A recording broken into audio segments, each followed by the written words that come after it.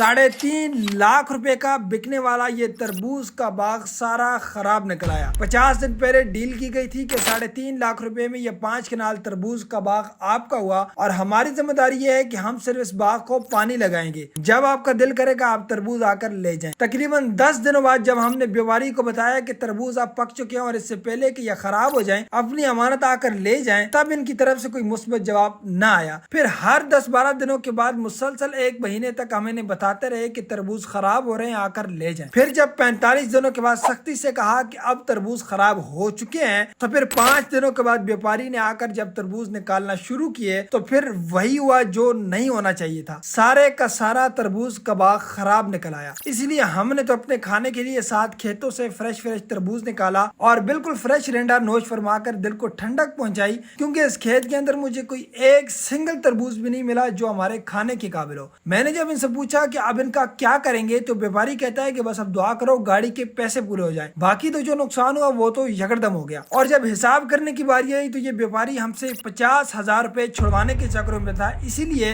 कि मेरा नुकसान बहुत हो चुका है। यही वो व्यापारी हैं जो 10-10 जगहों पर अपना ठैया लगाकर किसानों से कोड़ियों के भाव रेंडे और खकड़ियां खरीद कर आगे सोने के भाव बेचते हैं। हालांकि सारे नुकसान में सरासर गलती उस व्यापारी की है जिसे पहले सारी सूरत हाल से आगाह किया गया, लेकिन उसने कोई ध्यान न दिया। अब आप खुद फैसला करें कि इस व्यापारी को 50,000 रुपए का मार्जिन देना चाहिए या नहीं। मुझे आपके कमेंट का इंतजार रहेगा।